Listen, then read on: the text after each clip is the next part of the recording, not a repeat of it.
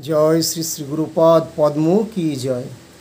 वंदे हं श्री गुरु श्रीजुत पद कमल श्री गुरून् वैष्णवांश्च श्रीरूपं साग्रजातं सह गण रघुनाथान्वितं सजीवम् साद्वैतं सावधूतं परिजन सहितं कृष्ण चैतन्य देवं श्रीराधा कृष्ण पादान् सहगण ललिता श्रीविशाखान्वितांश्च अज्ञानतिमिरान्धस्य ज्ञानाञ्जनशलाकया चक्षुरुन्मिलितं येन तस्मै श्रीगुरवे नमः।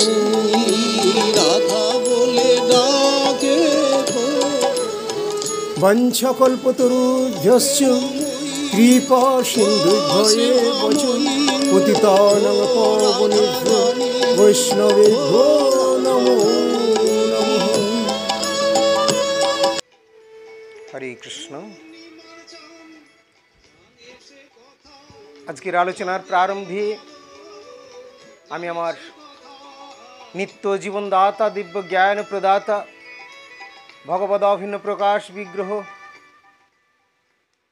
কৃষ্ণ কৃপার মূর্তি বিগ্রহ পরমারাধ্য শ্রী গুরুপাদ পদ্মে অসংখ্য সশ্রদ্ধ দণ্ডবোধ প্রণতি নিবেদন করি এবং গুরুপাদ পদ্মে হৃদয়ের ধন প্রাণ সর্বস্ব শ্রীমন মহাপ্রভু রাধা গোবিন্দ বনমালীজির শ্রীচরণে প্রণতি জ্ঞাপন করে আজকের আলোচনায় আমি অংশগ্রহণ করছি। আলোচনার প্রারম্ভে আপনাদের সকলকেই আমি আমার আন্তরিক সশ্রদ্ধ দণ্ডবোধ প্রণতি প্রীতি শুভেচ্ছা ও আমার ইষ্টদেবের কৃপা আশীর্বাদ জ্ঞাপন করি এবং সেই সাথে আপনাদের সকলের শুভেচ্ছা শুভাশীর্বাদ প্রার্থী হয়ে আলোচনায় ব্রতী হচ্ছে। আমাদের আজকের আলোচনা আসন্ন একাদশী সম্বন্ধে। আসন্ন একাদশীটি হলো এবারে পরের দিন অর্থাৎ মহাদ্বাদশীর দিন পড়ছে এবং সেটি হলো পক্ষবর্ধিনী মহাদ্বাদশী। তাই আমাদের একাদশীর এরকম নিয়ম রয়েছে যে যখন একাদশীর পরের দিনে যদি মহাদ্বাদশী পড়ে তাহলে পূর্বদিনে একাদশী পালিত না হয়ে পরের দিনে মহাদ্বাদশী ব্রত পালন করতে হবে। এবং এই মহাদ্বাদশী ব্রতের ফল বা মাহাত্ম্য শাস্ত্রে আরও অনেক বেশি বর্ণন করেছেন। এবারের এই মহাদ্বাদশী ব্রত এটি পড়ছে 6 জুলাই এবং পরের দিন তার পারণের সময় হচ্ছে 9:29 আমাদের পঞ্জিকা অনুসারে 6 জুলাই মঙ্গলবার এবং পরের দিন 9:29 মধ্যে অর্থাৎ সকাল 9:29 মধ্যে পরের দিনে পারণ। এটি পক্ষবর্ধিনী মহাদ্বাদশী ব্রত বলা হচ্ছে। মহাদ্বাদশী 8টি মহাদ্বাদশী রয়েছে এবং সেই মহাদ্বাদশীর অনেক মাহাত্ম্য রয়েছে। 8টি মহাদ্বাদশীর মধ্যে অন্যতম হল এই পক্ষবর্ধিনী মহাদ্বাদশী ব্রত, অর্থাৎ পক্ষ যেখানে বর্ধিত হয়েছে, পক্ষটা বেড়েছে মানে আমরা জানি যে মাসে 2টো করে পক্ষ রয়েছে, কৃষ্ণপক্ষ এবং শুক্লপক্ষ। তো এখন এই 2 পক্ষের মধ্যে যদি এখন অমাবস্যা বা পূর্ণিমা সম্পূর্ণ হয়ে গিয়েও পরে যদি প্রতিপদে কিছু থেকে যায় তাহলে সেইটা পক্ষ বর্ধিত হয়েছে ধরা হয় এবং সেই সময়ের যে অর্থাৎ তার পূর্বের যে একাদশীটা পড়ে তখন সে একাদশী পক্ষ বর্ধিনী মহাদ্বাদশী রূপে অর্থাৎ তার পরের দিনে মানে যেটা একাদশীর দিন হিসেবে আমরা স্থির করে থাকি। তার পরের দিনে মহাদ্বাদশী ব্রত হবে, পক্ষ বর্ধিনী মহাদ্বাদশী ব্রত সেটি পালন হবে। তো তাহলে আমরা শ্রবণ করলাম যে অমাবস্যা বা পূর্ণিমা সম্পূর্ণ হয়েও যদি কিঞ্চিত মাত্র প্রতিপদে থাকে তাহলে সেই ক্ষেত্রে সেটি পক্ষ বর্ধিত হয়েছে এবং সেই জন্য সেই পূর্বে যে দ্বাদশী অর্থাৎ সেই দ্বাদশীটিকে পক্ষ বর্ধিনী মহাদ্বাদশী হিসেবে ধরা হবে। এরকম আমাদের নিয়ম বা নির্দেশ রয়েছে শাস্ত্রীয় বিচারে, এবং এইরকম মহাদ্বাদশী রয়েছে 8টি। তো একাদশীর পরে কখনো কখনো মহাদ্বাদশী আসে। যে কোনো মহাদ্বাদশী যখন আসে একাদশীর পরে, শুধু দ্বাদশী না যেটিকে মহাদ্বাদশী বলা হচ্ছে, যে কোনো মহাদ্বাদশী যখন আসে একাদশীর পর, তখন আমরা পূর্বদিনের সে একাদশী ব্রত পালন না করে, অর্থাৎ সেই দিন আমরা অন্ন আদি যেমন ভোজন করি প্রসাদ সেইভাবেই গ্রহণ করব, সেদিন একাদশী পালন হবে না, কিন্তু পরের দিনে দ্বাদশী পালন হবে। এই দ্বাদশী ব্রতের দিনেই একাদশীর ন্যায় সমস্ত কিছু পালন হবে। তো এইরকম যে দ্বাদশী অর্থাৎ এটি মহাদ্বাদশী, এই মহাদ্বাদশী কিন্তু 8টি রয়েছে। 8টি মহাদ্বাদশী আমাদেরকে জানিয়েছেন, তাই বলছেন উন্মিলনী, ব্যঞ্জলি, ত্রিস্পৃশা, পক্ষবর্ধিনী এবং জয়া বিজয়া জয়ন্তী পাপনাশিনী। এটি আমাদের মঠ থেকে প্রকাশিত গ্রন্থেও রয়েছে। আমি কে, আমার কর্তব্য কী, এই গ্রন্থে সহজ সরলভাবেই আপনারা এখানেও পেয়ে যাবেন। এবং এছাড়া এগুলির আবার যদি এই গ্রন্থ আবার কোথায় পেলেন যদি আমরা তখন দেখি, তখন সেখানে দেখব যেটা হরিবিলাস, হরিভক্তি বিলাস থেকে নেওয়া হয়েছে। তো তিনি আবার কোথায় পেলেন, তখন দেখা যাবে সেটা আবার ব্রহ্মবৈবর্ত পুরাণ থেকে এসছে। তো এরকমভাবে এগুলো রয়েছে। তো এখানের থেকে আমাদের খুব সংক্ষিপ্ত এবং সহজ সরল আকার দিয়েছেন। তো এগুলো আমরা খুব বেশি অতটা হয়তো সবাই আমরা পর্যালোচনা করি না, দেখি না, কেন এটাকে নিরূপণ করে যারা পঞ্জিকা করেন তারা আমাদের কাছে উপস্থাপন করেন, এবং পঞ্জিকায় লেখা থাকে যে এই মহাদ্বাদশী বা একাদশী, এবং পারণের সময় অনেকগুলি বিচার করে সেভাবে পারণের সময় দেওয়া হয় পঞ্জিকায়, তো সেটিও দেওয়া আছে। তো সেইভাবে আমরা পঞ্জিকার সময় অনুসারে দেখেই এই ব্রত পালন করে থাকি। এখন আমাদের এই ব্রতটি হলো এবারে পক্ষবর্ধিনী মহাদ্বাদশী, সেটি আমাদের তারিখ পড়েছে 6 জুলাই। অনেকে 5 জুলাই বা 6 জুলাই হয়তো জানতে চান, প্রশ্ন করেন। তো এটি 6 জুলাই আষাঢ়ের 21 তারিখে মঙ্গলবারে, আর বুধবারে হচ্ছে সেই মহাদ্বাদশীর পারণ 9:29 মধ্যে।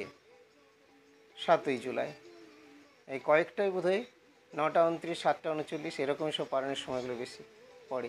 তো যাই হোক, পরের দিনে সকাল 9:29 মধ্যে পারণের সময় দেওয়া হয়েছে বুধবারে, তার মধ্যে পারণ করতে হয়। পারণটা কিভাবে করবেন, অর্থাৎ যা একাদশীতে গ্রহণ করা চলে না, একাদশী যেভাবে ব্রততে আমরা গ্রহণ করি না, একাদশী বা দ্বাদশী হোক, যে ব্রতই পালন করছেন বা যে কোনো ব্রত উপবাস আদি, তারপরে যখন পারণ করবেন তখন পারণে মানে ব্রতটা ভঙ্গ করা হচ্ছে। তো কি তাহলে ভঙ্গ করব যেগুলো আমাদের ব্রততে চলতো না সেই জিনিস দিয়ে, অথচ ভগবানের প্রসাদ হবে। তার মানে হয়তো সেই দিন পারণের দিনে ভগবানকে যেগুলো আমরা একাদশীতে গ্রহণ করি না বা ব্রততে গ্রহণ করি না সেরকম কিছু সকালে ভোগ দিয়ে তারপরে তার প্রসাদ গ্রহণ করাটা উচিত। এগুলি হচ্ছে নিয়ম। কিন্তু এইভাবে সকলের পক্ষে হয়তো সম্ভব নাও হতে পারে। আমরা কেউ এখানে সেখানে আছি, বাসে ট্রেনে আছি, বা কোনো কারণে কারো পক্ষে সম্ভব নাও হতে পারে। তিনি পালন করবেন কিভাবে? গোবিন্দের মহাপ্রসাদ দিয়ে, জগন্নাথ দেবের মহাপ্রসাদ দিয়ে, অথবা জগন্নাথই কৃষ্ণ, বনমালী, গোপাল, গোবিন্দ তার মহাপ্রসাদ দিয়ে, অথবা তার যে কোনো বাল্যভোগের প্রসাদ হোক, যাই হোক, যে কোনো প্রসাদ দিয়ে, যেগুলো ব্রততে নিষেধ থাকে এরকম জিনিস। ভগবানের তো নিষেধ থাকে না, আমাদের নিষেধ থাকে, তাহলে এইরকম কোনো প্রসাদ আমরা গ্রহণ করে পালন করতে পারি। এমনকি শাস্ত্রের এরকমও বিধান নির্দেশ দেওয়া রয়েছে, যদি আমাদের সেরকম সুযোগ সুবিধা প্রভৃতি বা খুব একটা বাধা বা সংকটের সম্মুখীন হচ্ছি কোনোভাবে কোনো কারণে, তখন জলপান করেও পালন কিন্তু করা যায়। নির্দিষ্ট সময়ের পূর্বে জলপান করে নিলেও হয়। আমার শ্রী গুরুদেব বলেন, না না, এমন যদি সেরকম বিশেষ কিছু অসুবিধা থাকে, তোমরা একটু বিস্কুটি হোক, মুড়ি হোক, হাতের কাছে যা কিছু পেলে এখন তাই সেটা নিয়ে তোমরা কিন্তু পালন সেইভাবে সেরে নিতে পারো সময় অনুসারে, ক্ষেত্র বিশেষ। আর যখন আমার সময় সুযোগ থাকে, ভক্তরা সেরকম পরিবেশে রয়েছেন, তাদের সময় সুযোগ রয়েছে, তারা নিত্য নৈমিত্তিক সেবা আদি করেন, ভগবানের সেবা পুজো করেন, বাল্যভোগও দিয়ে থাকেন, তাহলে সেইভাবেই যখন করছেন তখন প্রভু সেই বাল্যভোগের প্রসাদই হোক, আর ওই কী যেন আলোচনা করলাম আগে আমরা, করমা মায়ের কথা, করমা বাইয়ের কথা, প্রত্যুষে মঙ্গল আরতির আগেই খিচুড়ি করে জগন্নাথ দেবকে খাইয়ে দিতেন। তো এই তার একরকম একটা ভাব ছিল। এরকম ভাব অনেক সময় অনেক মহান ভক্তদের চরিত্রে আমরা দেখি। অর্থাৎ বিশেষ ভক্ত হলে, মানে ভক্তি যদি থাকে, তাহলে কিন্তু তিনি বিধিনিষেধের পার হয়ে যান। বিধিনিষেধ, যত সব বিধিনিষেধ সব ভক্তির দাস। এই বিধিনিষেধগুলো রাখা হয়েছে, বিধি নিয়মের কড়াক্রান্তি করতে করতে আমরা ভক্তিটা শিখবো, এটা করো আর এটা করো না। কিন্তু যখন সেই স্টেজে পৌঁছে যায়, তার বিধিনিষেধের আবশ্যকতা থাকে না। প্রেমটা, প্রীতিটা বা ভগবানের ভক্তিটা উৎপাদন করার জন্যই বিধিগুলো রয়েছে, কিন্তু সেটা যা স্বাভাবিকভাবেই রয়ে গেছে বা উৎপাদিত হয়েছে, তার ক্ষেত্রে বিধির আবশ্যকতা নেই। কিন্তু বিধির আবশ্যকতা না থাকলেও তখন তিনি এমন জায়গায় পৌঁছে যান যে ওই বিধিগুলো করতে করতে কিন্তু আর উনি বিধিগুলো ছাড়তে পারেন না। হরিদাস ঠাকুরের ক্ষেত্রে আমরা দেখেছি, সনাতন গোস্বামী প্রভুর ক্ষেত্রে আমরা দেখেছি, তিনি হয়তো কোনো পরিক্রমা আদি করছেন, ভগবান এসে বলছেন তোমাকে বৃদ্ধ বয়সে এরকম করার দরকার নেই, বলেন আমি করে অভ্যস্ত হয়ে গেছি, না করে আমার হয় না ইত্যাদি। তো সেখানে ব্যবস্থা করে দিচ্ছেন, তাকে চরণ চিহ্ন শিলা দিচ্ছেন। হরিদাস ঠাকুর নির্বন্ধ হরিনাম হয়নি বলে বলছেন এখন মহাপ্রসাদ, এখন আমি প্রসাদ পাবো না, তো এই বলে এক কণা মাত্র সম্মান করেছেন। তো মহাপ্রভু এসে বলছেন তোমার আবার এই এত নিয়ম, এত কড়াক্রান্তি, এত বিধি, এই সমস্ত কী প্রয়োজনীয়তা আছে, তুমি তো সিদ্ধ মহাত্মা। কিন্তু দেখুন হরিদাস ঠাকুর এখানে এটা দেখাচ্ছেন। তাহলে বিধি নিষেধটা আমাদের প্রাথমিক অবস্থায় আমাদের জন্য হলেও যখন কেউ উন্নত স্তরে বা সেই জায়গায় পৌঁছে যায়, তখন ওই যে প্রাথমিকভাবে তিনি প্রত্যুষে স্নান করতে হবে, শুচিশুদ্ধ হতে হবে, ইত্যাদি ইত্যাদি যে জিনিসগুলো অভ্যাস করতে করতে এমন একটা জায়গায় পৌঁছে যায়, তখন তিনি আসলে ছাড়তে পারেন না। যদিও দু একবার ভগবান বকাবকি করে ছাড়িয়ে দেন, এরকম শাস্ত্রের কথা আছে, তুমি রাখো তো বিধি বিধি সবসময়। তার মানে বিধি দিকে করতে গেলে আমাকে তুমি ভালোবাসবে কখন, কি করে?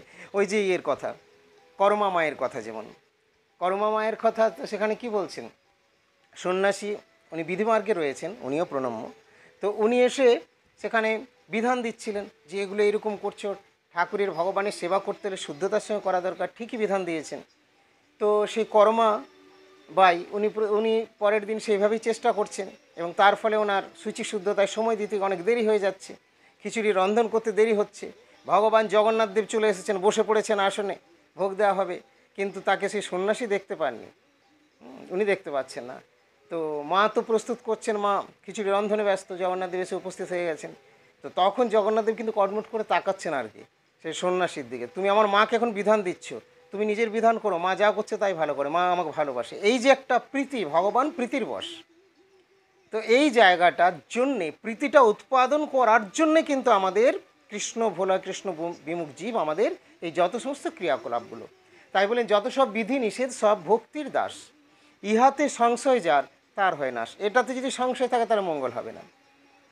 আর ইহাতে বিশ্বাস যার তার অমঙ্গল নাশ। এতে যার বিশ্বাস হয়ে যায়, তার অমঙ্গল অশুভ নাশ হয়ে যায়, তিনি ভক্তির জগতে অগ্রসর হতে পারেন। একাদশী ব্রত অপেক্ষাও এই দ্বাদশী বা মহাদ্বাদশী যেটি বলছেন, মহাদ্বাদশী ব্রতের ফল অপরিসীম রয়েছে। তো যে কোনো মহাদ্বাদশী ব্রতেরই অপরিসীম মাহাত্ম্য রয়েছে, কিন্তু এটি হলো আমাদের পক্ষবর্ধিনী মহাদ্বাদশী। আমরা এই পক্ষবর্ধিনী মহাদ্বাদশী যদি পালন করি, তা আমাদের পরম কল্যাণ বা পরম মঙ্গল লাভ হবে। তাই শাস্ত্র আমাদেরকে জানিয়েছেন যে এই ব্রত পালনের ফলে জীবের সমূহ অমঙ্গল বা পাপ দূরীভূত হয়। এই সময়ে এই পক্ষবর্ধিনী ব্রতের সময় ভগবান শ্রী জগন্নাথ দেবকে বিশেষভাবে স্মরণ করে তার শ্রীপাদপদ্মে শ্রদ্ধাঞ্জলি অর্পণ করে তার জন্য সুন্দর কিছু ভোগ্য সামগ্রী প্রস্তুত করে তাকে নিবেদন করে, হে জনার্দন, হে গোবিন্দ, হে জগন্নাথ, হে মাধব, আপনি গ্রহণ করুন, এইভাবে নিবেদন করা যেতে পারে। বিশেষ করে দুগ্ধ বা ঘৃত দিয়ে পরিপাক করে এরকম কোনো জিনিস যদি প্রস্তুত করে ভগবানকে নিবেদন করা হয় জগন্নাথ দেবকে, তাহলে তিনি অত্যন্ত আদর এবং প্রীতিপূর্বক সেটি গ্রহণ করেন। তা আমরা এইভাবে এই ব্রত পালন করতে পারি। হে জগন্নাথ, আপনি এই সংসার জলধির তরণী স্বরূপ পাপরূপ তৃণের জন্য মহানল অর্থাৎ মহা অনল নরকাগ্নির প্রশমনকারী, জন্ম মরণ জরা অপহারী। সুতরাং ভবসাগরে পতিত আপনাকে আমার অনেক অনেক প্রণাম এবং আপনি আমাকে কৃপা করে উদ্ধার করুন। এই ব্রত পালন করব আর এইভাবে ভগবানকে একটু জানাবো, নিবেদন করব। আর সেই জগন্নাথ, সেই গোবিন্দ এই কলিকালে আমাদের কাছে আসলেন কি? শ্রী চৈতন্য মহাপ্রভু রূপে। নিয়ম একের পর এক বিভিন্ন রকম করেছেন। এখানে আবার খুব সহজ সরল করে, যিনি জগন্নাথ সেই সচল জগন্নাথই এখানে ওই শ্রী মন্দিরের জগন্নাথই সচল জগন্নাথ গৌরহরি রূপে প্রকটিত, দুটোই সচল। কিন্তু বদ্ধাবস্থায় ওই জগন্নাথ আমাদের কাছে চলেন না, আর এই মহাপ্রভু কিন্তু এখানেও চলে ঘুরে বেরিয়েছেন। তো এই জগন্নাথের কাছে অর্থাৎ মহাপ্রভুর কাছে আমরা প্রার্থনা জানাবো, নিবেদন করব। আর মহাপ্রভু যে কোনো একাদশী ব্রত পালন করলে, যেমন এটা মহাদ্বাদশী ব্রত পালন, কিন্তু এটাও সে আমাদের একাদশী, হয়তো সেখানে বিধি অনুসারে এটিকে মহাদ্বাদশী নিয়ম অনুসারে বলা হচ্ছে এবং তার ফল বা মাহাত্ম্য অনেক। তো আমরা এইভাবে যদি পালন করি, মহাপ্রভু বলছেন যে মা যে করে একাদশী আমি তাকে বড় ভালোবাসি, আমি তার দুঃখ নাসি মা। আগে আমাদের সবাই এত একাদশী জানতো না। আগে কেন, এখনও যদি পুরীধামে আপনারা যান, দেখবেন পুরীর ওখানে সব বলে, পাণ্ডারা বলে বা এখানে একাদশী বাঁধা আছে, আপনারা এখানে খান করুন ইত্যাদি এই সমস্তগুলো বলে। কিন্তু মহাপ্রভু যদি না আসতেন, অর্থাৎ যিনি রাম, তিনি কৃষ্ণ, তিনি জগন্নাথ, এই শ্রী চৈতন্যদেব যদি না আসতেন, তাহলে ভক্তি সিদ্ধান্তগুলো কেউ এত বুঝতো না এবং রূপ সনাতনাদি ষড় গোস্বামীর মধ্যে দিয়ে যা প্রকাশ করে আমাদের জানালেন, আমরা কেউ জানতাম না। তাই মহাপ্রভু জানিয়েছিলেন যে জগন্নাথ ধামে মহাপ্রসাদ চিরমান্য। জগন্নাথের ওখানে ধামে গিয়েছেন, মহাপ্রসাদ প্রাপ্ত হয়েছেন, কি করবেন? মহাপ্রসাদ সম্মান করবেন না? অবশ্যই সম্মান করবেন। মহাপ্রসাদকে সম্মান করে বন্দনা করে আপনি সযত্নে রেখে দিন এবং পরের দিন যখন আপনি গ্রহণ করবেন বা পারণের সময় সেই প্রসাদ আপনি গ্রহণ করুন। তাহলে কি হলো? একাদশীর দিন আপনার যে একাদশী ব্রত ভঙ্গ হলো না। একাদশী ব্রতটা ভঙ্গ হলো না। ব্রতটা আমি কার জন্য করছি? জগন্নাথের জন্য করছি, মহাপ্রভুর জন্য করছি, গুরুদেবের নির্দেশে করছি। তাহলে একাদশী ব্রতও পালন হলো, প্রভুরও সুখ হলো। তো বলেন এরকম নিয়মটা কেন চালু হয়েছে পুরীধামে? বলেন এগুলো তো নানা রকম সব মতপথ থাকে। সবাই গিয়ে দেখে যে এই সুযোগে ওখানে খাওয়ান দাওয়ানটা খুব ভালো পাওয়া যায়, ভক্তদের বৈষ্ণবদের ভিড়টা থাকে না, আর ওনারাও সবাই ডেকে ডেকে দেন। তো চারদিক থেকে আর সাধারণ লোকেরা দেখে আমরা এখানে হোটেল মোটেলে খাচ্ছিলাম, তো ওখানেই না হয় খেয়ে নিই জগন্নাথের প্রসাদ ইত্যাদি। কিন্তু বৈষ্ণবরা বা যারা বৈষ্ণববৃন্দের অনুগামী, তারা জানেন যে একাদশীর দিনে প্রসাদ আমরা যদি জগন্নাথ দেবেরই হয় বা রাধারমণ গোবিন্দের বা আরও কারো যদি প্রসাদ হয়, সেই প্রসাদ কিন্তু আমরা একাদশীর দিন গ্রহণ করব না। প্রসাদকে সম্মান করব, প্রণাম করব, বন্দনা করব এবং সযত্নে রেখে দেব। পরের দিন একাদশী পরে যখন দ্বাদশী পড়বে বা পারণের সময়, তখন আমরা সেই প্রসাদ আমরা গ্রহণ করতে পারবো বা তারপরে আমরা গ্রহণ করতে পারবো। তো এইভাবেই করবেন। মহাদ্বাদশী ব্রতের অপরিসীম মাহাত্ম্য এবং এই পক্ষবর্ধিনী মহাদ্বাদশী সম্বন্ধ বলেছেন যে ভগবানের জন্যে জগন্নাথ দেবকে বা জনার্দনকে, মধুসূদনকে এইভাবে কিছু করে প্রভুকে যদি নিবেদন করা হয়, এই রূপে শ্রীহরিকে অর্ঘ্য নিবেদন করে ঘৃত পক্ষ নৈবেদ্য এবং সুস্বাদু রসময় ফলসমূহ অর্পণ করতে হয়। ঘৃতের বা দুগ্ধ দিয়ে সুন্দর সুন্দর ভোগের জিনিস বানানো যায় প্রভু জগন্নাথের জন্যে, বনমালীর জন্যে, গোবিন্দের জন্যে, জনার্দনের জন্যে, মাধবের জন্যে, মধুসূদনের জন্যে, এবং অর্পণ করে সেই প্রসাদ আদি আমরা গ্রহণ করতে পারবো। সেটি একাদশীর গ্রহণযোগ্য হলে আমরা গ্রহণ করব, আর না হলে আমরা পরের দিনে গ্রহণ করব। কিন্তু প্রভুকে সবটাই দেওয়া যায়। প্রভুর একাদশীর দিনে অন্নভোগও হয়। একাদশী বা মহাদ্বাদশী ব্রত প্রভুর সবই চলবে, প্রভুর জন্য কোনো রেস্ট্রিকশন বা ওই নিয়মগুলো নয়, আমাদের জন্যে। তাই ভগবানের ভোগ হতে পারে, কিন্তু ভোগের প্রসাদটা যদি একাদশীতে না চলে, সেটা আমরা পরের দিনে করব, বা যে কোনো ব্রতের ক্ষেত্রে যখন চলবে না, আমরা পরের দিনে গ্রহণ করব এবং ব্রতের পারণের সময়ের পরে বা সেই প্রসাদ দিয়ে আমরা পালন করলে সেটিও খুবই উত্তম হয়। নির্ধন ব্যক্তিও বিশেষ যত্ন সহকারে যথাশক্তি পক্ষবর্ধিনী মহা দ্বাদশী ব্রত সাধন করবেন। শ্রী হরিবিধায়ক গীত ও নৃত্য সহকারে রাত্রি জাগরণও উক্ত দিনে কর্তব্য। রাত্রি জাগরণের কথাও বলেছেন, তবে আমি জাগি না, আমি জাগতে পারি না, সম্ভবও হয় না। আর শ্রী গুরুদেব বলেন তোমাদের পরের দিনে প্রত্যুষে উঠে আবার মঙ্গল আরতি বা মন্দিরের সেবা দায়িত্ব আছে। তাই এগুলো আছে যাদের যেভাবে, দেখুন একটা জিনিস অনেক কিছুই বর্ণন করা হয়, এরপরে যার গ্রহণযোগ্য তিনি গ্রহণ করবেন। যেমন বলা আছে যে ভগবানকে স্বর্ণ দান করলে, হিরে দান করলে মঙ্গল হয়, এই হবে ওই হবে, কিন্তু আমাদের এখানের মানুষ কেউ শুনবে? কিন্তু তারই মধ্যে কেউই কি শুনছে না তা তো হতে পারে না, কেউ তো শোনেন। আমি তিরুপতিতে গিয়েছি, দেখেছিলাম একবার এত বড় একটা স্বর্ণ মুকুট কেউ দান করছেন। আমি হয়তো দুটো বাতাসে দিতে আমার কষ্ট হতে পারে, আশ্চর্য লাগতে পারে, কিন্তু সেখানে তো করছেন। তাই শাস্ত্রে সবই রয়েছে, আমার মতোই সবাইকে করতে হবে বা অন্যের মতো আমাকে করতে হবে এটা নয়, নিজের পেট অনুসারে নিজেকে খাবার খেতে হবে। তো ঠিক সেই রকমভাবে আমাদের মা বুঝবে ছেলের কতটা সহ্য হবে। এই জন্য মা ছেলেকে যেমন দুধটা দেয় বা ছেলের খাবারটা যেমন দেয়, ছেলে মায়ের কাছ থেকে নেবে। সেরকম মা বলতে আমাদের এখানে হলেন শ্রী গুরুপাদ পদ্ম। গুরুপাদ পদ্ম বা সাধু গুরুবর্গ আমাদের যে ধারা বা গুরু নিজের বৈষ্ণববৃন্দ, তারা যেভাবে আমাদেরকে শিক্ষাগুলো দিচ্ছেন বা যে উপদেশ দেবেন, যেভাবে গাইড করবেন, আমরা সেগুলো শুনব। কিন্তু যারা কোনো পথ পায়নি, এখনও কোনো সাধু সন্ত পাননি এদিক ওদিক, তাদেরকে কিন্তু একটু কঠোরভাবে করতেই হবে, একটু পরিশ্রম করবেন, তবে তো সেই ফলটা পাবেন। আমি একটা প্রশ্ন দেখেছিলাম যে একসময় কি প্রশ্ন করছেন যে এরকম ধরনের একটা কথা আর কি, যেটা আপনাদের জন্যে পালন করতে হবে না, কোনো সিনিয়র বৈষ্ণব হয়তো মধ্যস্তরীয় বৈষ্ণবদেরকে বলছেন, প্রচারকারীদের জন্য, যেটা আপনাদের জন্য দরকার নেই। উপবাসের দিন আপনারা বাইরে যাচ্ছেন, আপনারা একটু একটু এগুলো গ্রহণ করে নেবেন, যেগুলো ব্রতের দিনে চলে সেরকম ফল টল একটু নিয়ে নেবেন। তো তখন অনেকেরই প্রশ্ন হয়তো কেউ কেউ আসে যে ওনাদের চলবে আর আমাদের চলবে না। দেখুন, একজনের রোজগার হচ্ছে এত, তার যদি এইটুকু খরচ হয় কোনো অসুবিধা নেই। আর আপনি এখনও রোজগার করেননি, পড়াশোনা করছেন, রোজগার করতে শুরু করবেন, তো তার জন্যে সকলের নিয়মটা কিন্তু এক নয়। আমার জন্য যে নিয়মটা, আমার গুরুদেবের জন্য সেই নিয়মটা নয়। গুরুতত্ত্ব সম্বন্ধে একটা কথা আমরা পরে পোস্ট করব, যে গুরু কি কখনো ত্যাগ করা যায়? তো সুন্দর মীমাংসা এটা রয়েছে। কেউ বলছে হ্যাঁ ত্যাগ করা যায় যদি গুরু উল্টোপাল্টা করে, তো আরও কেউ কীভাবে কী বলছেন, শাস্ত্র কী বলছেন, বৈষ্ণব কী বলছেন, আমরা সেই প্রসঙ্গে একটি সুমীমাংসা প্রদান করব।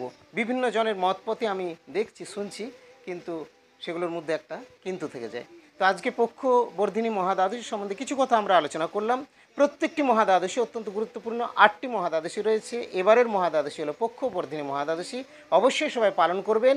জয় জগন্নাথ বলে জগন্নাথ দেবকে কিছু শ্রদ্ধার্ঘ অর্পণ করবেন, কৃপা ভিক্ষামুখে হরিনাম গ্রহণ করবেন, হরিনামের মাত্রা অবশ্যই বাড়াবেন, ভগবানের সবচেয়ে বেশি সুখ হবে এই হরিনামে, গুরু গৌরাঙ্গ রাধাকৃষ্ণের। আজকের আলোচনা আমি এখানে বিরতি দিচ্ছি। ভালো থাকুন সকলে, গুরু গৌরাঙ্গের কৃপা লাভ করে ধন্যাতে ধন্য হন। হরে কৃষ্ণ, রাধে রাধে। জয় শ্রী গুরুপাদ পদ্ম কি জয়, আগত পক্ষবর্ধিনী মহাদ্বাদশী কি জয়, নিতাই গৌর প্রেমানন্দে, হরি হরি বল।